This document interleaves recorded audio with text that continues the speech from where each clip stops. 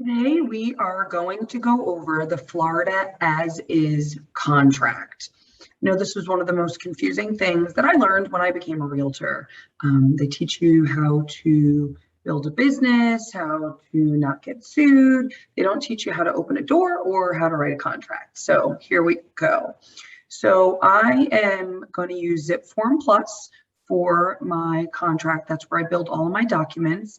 And you can see here that you sign in with your nar.realtor username and password. So that is your National Association of Realtors password, username and password.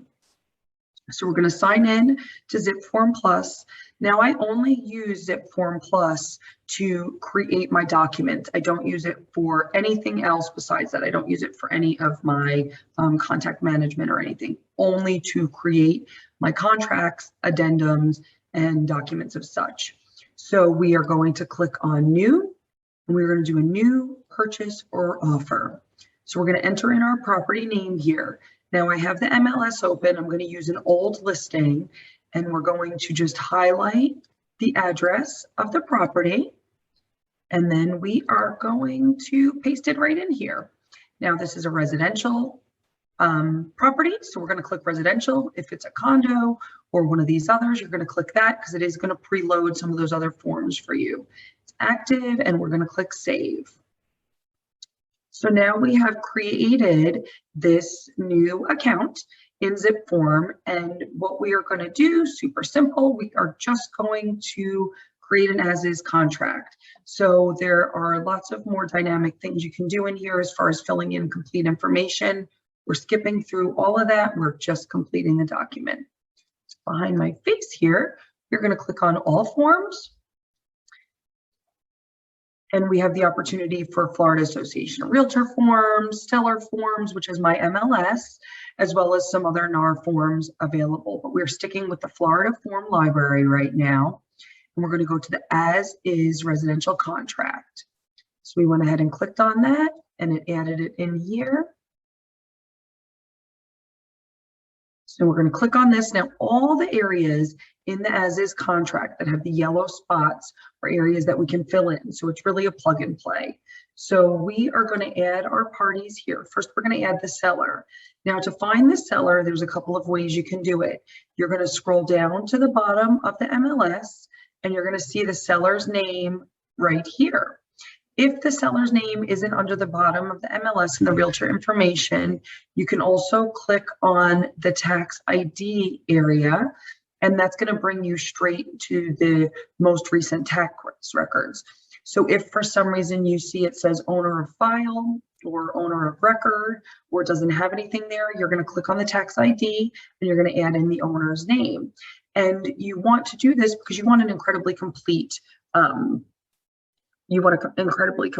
purchase agreement when you're presenting it to a listing agent. So we are going to say Jonathan Urban is number 1, Linda Urban is number 2.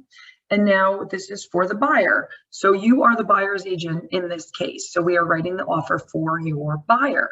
So we're going to put in Joe buyer as the first buyer and Jen buyer as the second buyer. Now we want to get the address of the property listed in here. And again, we want to make it super simple, so we don't want to have any mistakes. So I go right back to the MLS, copy the address, paste it in. Now this property, we're going to put the county that it's located in. So this property is located in Pasco County. Now we want to include that tax ID. That's the number that we just had clicked. So we're going to go back down here, tax ID. We're going to highlight that because I don't want to even begin to try to copy and paste it in, or I don't want to begin to try to type it. There we go. And then we need the legal description. So right here's the legal description. Some properties it's incredibly short, some properties it's quite a bit longer. So all of this information here is public data that you can also pull from the property appraiser if you're writing an as-is contract on your own without access to the MLS. So we've got all of that filled in. Now here we've got the personal property.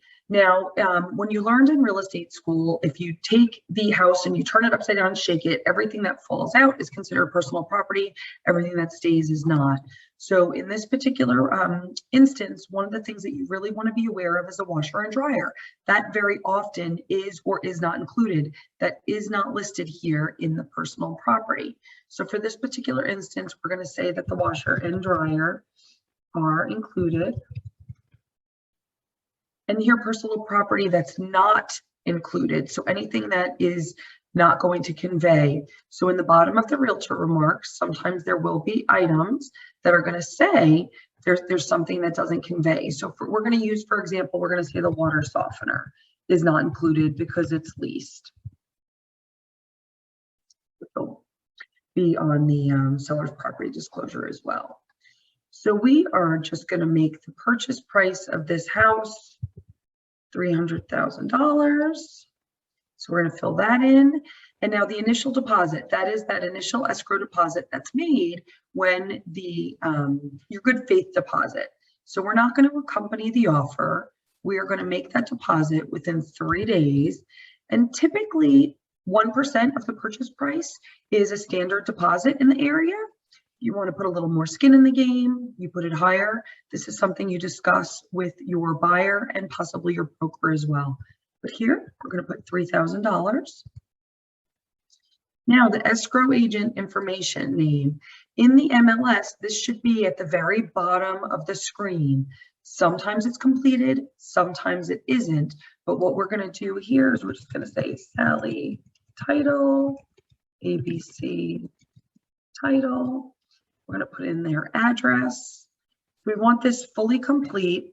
If the buyer's agent has not told you what title company they want to use, there's 1 or 2 things that you can do. One, if it's not listed in the MLS, I would go ahead and reach out to the listing agent and ask them who they're using. And if they don't respond to you, I would put the title company that I prefer to use in here, because then they can always change it after the fact. So we've got the title company in here. Now, if we have any additional deposits that need to be made, that's going to be put in here as well. Now, financing, this is the amount of the loan that the buyer is going to take. You should know this from having the conversations with your lender that you're using, that you've gotten your buyers pre-approved. So we're going to say that this particular buyer is going to be financing $200,000, which means the balance to close is we're going to take the $300,000 that the total price of the house is, minus the $3,000 we put for escrow, and then the balance to close is minus the $200,000. So we are going to say that we need $97,000 close. This is not going to include the prepaids, the closing costs, as it says right here. This is just the amount that from the base top price of the house that's due at closing. Now here's time for acceptance for the offer encounter. We want to put a reasonable amount of time here, at least 24 hours. Make sure that you're reading the listing. The realtor may have in the remarks when they're looking to make a decision. So you don't want to give them 24 hours if they're saying they need 72. So we're going to give them 2 days here. So we click it, it automatically populates the date. Closing date. Now this is something you're going to want to talk to the listing agent about, you're going to want to talk to your buyer about, and you're going to want to talk to your lender. It's not just an arbitrary date that you pick from the calendar. There's a rhyme and a reason to the date that you choose. Let's say we're going to pick 30 days because the lender said that was good. The buyer is totally comfortable with that. And the listing agent said that they don't need more or less time. So now 30 days, however, is a Friday on the 19th. I'm not crazy about closing on Fridays. It's something to do with utilities being turned on and off and just my experience of the feeling rushed. So we're going to pick a Thursday to close, as long as that's okay with our lender that we can close that quickly. Now, a trick that we can put in here as well, if we say we pick the 24th, because we're not going to pick the 25th because that's Thanksgiving. Say we pick the 24th, for example, but we want to do an on or before date because we may end up having the opportunity to close a little bit early. We could put on or before November 24th, 2021. When it turns blue, I can put it in like that, right? And then bam, we've got the on or before. So now the next yellow box we have is this property subject to lease? This one is not. Assignability. Is this contract assignable? In this case, and in most cases with a standard buyer, the contract is not going to be assignable. It may be assignable and they may not be released, or it may be assignable and they may be released. These are things to look at. But in this instance, we're going to say we're not going to assign this. Now, is this buyer paying cash for the property, conventional, FHA, VA, or some other type of loan? For this particular one, doing conventional financing. So we click here, click here. Now, we're going to say that we are allowing 30 days. That means that if the property doesn't appraise or any other financing challenges come up, they have 30 days prior to, from contract execution date for this to be in effect. And you'll notice if left blank, it's automatically 30. I don't ever like to leave any of them blank. I like to make sure that there aren't any questions. Now we're going to put the lending, the loan approval is going to be a fixed rate. We're going to say in this instance, we're not going to put the prevailing rate because we don't know what it is based on the buyer's creditworthiness. We are going to put that they're getting a 30-year mortgage. And now this is that the buyer shall complete their full application within 5 days. Now, again, we got our buyer fully pre-approved with one of our local lenders that we know and we trust. However, if they aren't fully into underwriting, if they didn't complete their, get all of their credit docs, get their pay stubs into lending, they need to do that within 5 days. Nobody's assuming a mortgage. The seller is not holding the mortgage. Now here, closing costs and fees. Again, this is a blank area. A lot of my buyers, we don't like to leave it blank. So what I do is I just put an NA in here because there aren't any other fees that we are including in this particular contract that the seller or the buyer, as far as closing costs, are going to be responsible for. Title, evidence, and insurance, 15 days is good. Now, check one, seller shall designate closing agent, buyer shall designate closing agent. In the state of Florida, it's a standard that the seller designates the closing agent. If for some reason the buyer wants to designate the closing agent, they can do that. They will be paying additional closing fees. That does sometimes make the offer a bit more competitive. We're not in Miami-Dade, Broward, so we don't need to click this. Home warranty. In this particular case, we are not including a warranty. If in the MLS it said that the seller will pay a warranty, please be sure and click that the seller is paying warranty. Do not click not applicable. Because if it's only in the MLS and it's not in the contract, it doesn't exist. Special assessments. We're typically going to click A, that it is the seller pays prior to closing, the buyer pays, the seller pays prior, the buyer pays after. The only time that we may click after this is if there's a road assessment or something else that's been specified in the MLS. And we have all of our disclosures that we go through. This is if we are in a flood zone and there's elevation certificate, they need to be able to provide that for you within 20 days. And all of our disclosures. Property inspection right to cancel. This is a big one. That's why it's in bold. If left blank, 15 days. In order to be competitive, you typically need to do 5 to 10 days max. Work with a home inspector that is going to be able to get you on their schedule in a timely manner. And consider the property with how the inspection needs to be done. If it's on public water, public sewer, there may not be quite as many inspections if you need to get a septic or a well inspection as well. Those are additional people that you need to line up. This is where you are truly protecting your buyer. It is their right to cancel. I call it their get out of jail free card. So for all intents and purposes, we're going to put 10 days on here. You could put 10. You can always extend this after you're in contract if something comes up and you need to look deeper. but this is your buyer's right to cancel. If they realize that there is just more that needs to go into this house than they're willing to do, when you do your inspection, this is their right to cancel. And this is how you protect that $3,000 escrow deposit that they were putting down. Please read through the rest of the contract to make sure that you're comfortable with it. We're not going to go over that. We're just showing you how to fill it out right now.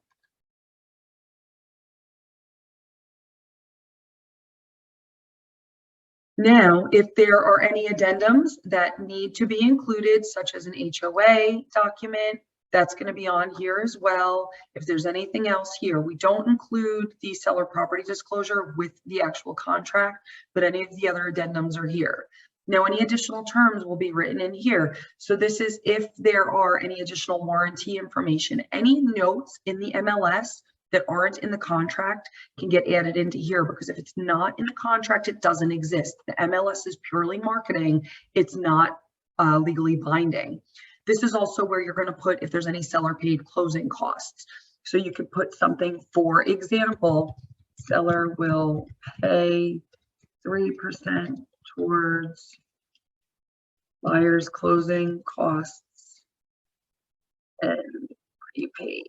And get this confirmed with your broker and with your buyer as far as what additional terms you would put into here. This is just an example. This is not for you to fill out. This is if the seller is counting or rejecting. And now you could put the buyer's address in here. You could put the seller's address in here. You could put the cooperating agent. You could put the listing agent. I'm just going to put my name in here so you can see what this looks like.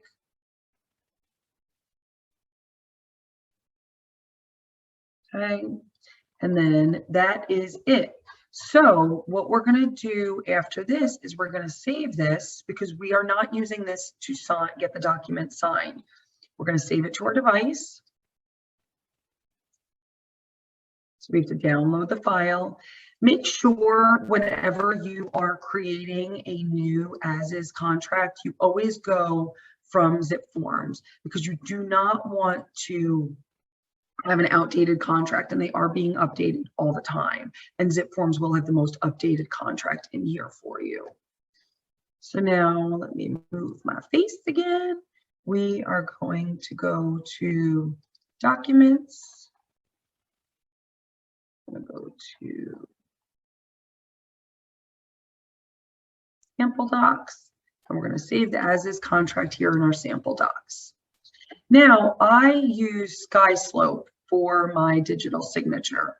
That is what my broker provides me, and I think it's a great tool. So I'm going to show you really quick how to get this document signed, and then we're going to be done. So we sign the contract in here. Now, we're not creating a new file yet, because we don't know that our offer is accepted. So we are going to create a new envelope, and we're going to create no property, because we don't want to have a property listed here, because again, we don't want to, I don't like wasting time. And, you know, if you're writing multiple contracts, to sit down and open a whole new account, it just can be a little bit wasteful if you're not sure if your contract's actually going to be accepted or not. So we're going to upload this document from our sample docs.